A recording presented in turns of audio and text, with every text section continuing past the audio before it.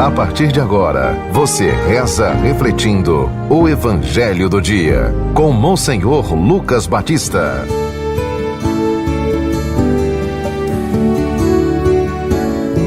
O Senhor esteja convosco. Proclamação do Evangelho de Nosso Senhor Jesus Cristo, segundo São João. Continuação do capítulo 6, versículo 52 a 59.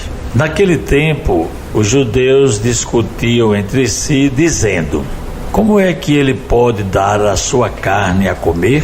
Então Jesus disse: em verdade vos digo, se não comerdes a carne do Filho do Homem e não beberdes o seu sangue, não tereis a vida em vós. Quem come a minha carne e bebe o meu sangue tem a vida eterna, e eu o ressuscitarei no último dia.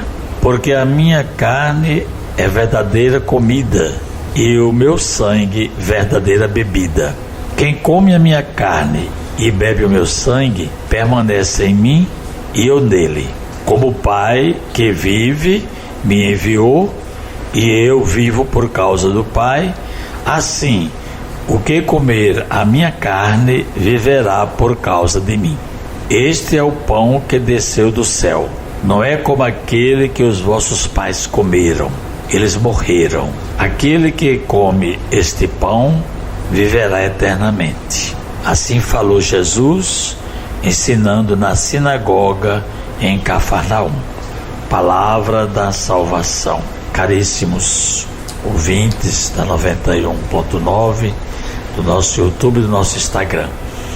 Nós estamos lendo, nesses dias, e vamos continuar até amanhã, o sermão que Jesus fez na sinagoga em Cafarnaum sobre o pão da vida. Jesus multiplicou os pães e depois se afastou e aproveitou para trazer para nós esta instrução sobre o memorial que ele vai deixar na última ceia, com a sua morte e com a sua ressurreição para todos nós.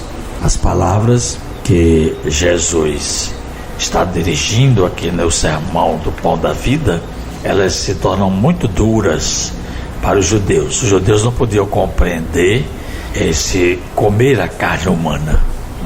Eles tomavam ao pé da letra. E Jesus é bem enfático e reafirma cada vez mais a necessidade de comer a carne do Filho do Homem e beber o seu sangue. Então isso para os judeus é uma coisa que é impensável. E Jesus está aí com esse discurso garantindo para nós a vida eterna, porque aquele maná que os israelitas comeram no deserto, quando estavam caminhando em busca da terra prometida, então tanto o maná como a terra prometida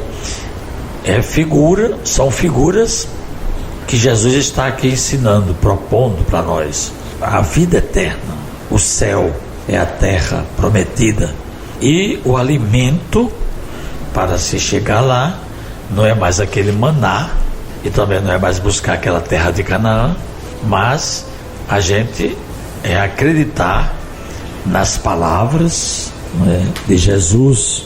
E a dificuldade aqui que a gente nota dos judeus é a fé. Eles não podiam compreender nem aceitavam o que Jesus estava dizendo. Aliás, isso nós podemos também trazer para hoje, para nós. Como é que nós compreendemos estas palavras de Jesus hoje em dia? Nós vamos à missa e nós ouvimos as leituras, as palavras, a explicação, e depois podemos nos aproximar da mesa eucarística, que é justamente o pão da vida eterna. É a carne de Jesus, o sangue de Jesus estão ali presentes na missa. E as pessoas muitas vezes têm dificuldade de entender, talvez de crer também. Eu já celebrei missa onde havia pessoas que eram da mesma fé, né, que nós professamos, católicas, mas também haviam pessoas que estavam ali por uma outra questão social, de adesão àquela ação de graças ou aquela missa em sufrágio da alma de alguém, mas que não acreditava no que nós estávamos celebrando. Tem muito isso também. Outras pessoas também não se aproximam da comunhão porque acham que estão indignas, que têm pecado. Mas a gente aproveita aqui para dizer que toda missa ela tem o ato penitencial logo no início. O padre convida ao arrependimento dos pecados e dá uma absolvição. Não é uma absolvição da confissão sacramental, mas é uma absolvição para a gente poder se aproximar daquele momento, daquela Eucaristia, na condição de, na primeira oportunidade de se confessar, você vai se confessar. Muitas vezes as pessoas não sabem disso, mas nós temos que nos alimentar desse pão, né? Que Jesus que diz que desceu do céu, não é como o maná que os nossos pais comeram e morreram. Portanto, esse ensinamento bíblico do Evangelho de São João, nos capítulos 6, discurso do pão da vida, São João aqui está mostrando que Jesus propõe a todos nós a necessidade de nos instruirmos, de nos capacitarmos a respeito de nossa fé no pão da vida. E a vida plena proposta por Jesus tem um lugar que nós devemos guardar em cada um de nós, e é preciso participar em plenitude desse projeto de Jesus que nos garante a vida eterna. É uma necessidade, porque comer a carne e beber o sangue de Jesus é uma proposta para toda a nossa vida. Quando nós comungamos a hóstia consagrada, vamos à missa, nós nos preparamos pela primeira parte, pelos ritos iniciais, como eu já falei, de penitência, de purificação, de perdão das ofensas, e depois a gente se instrui pela palavra de Deus e caminha para a mesa sagrada, onde a gente comunga, recebe a hóstia consagrada, que é uma espécie de compromisso com o reino de Deus que está entre nós e com a vida dos nossos semelhantes.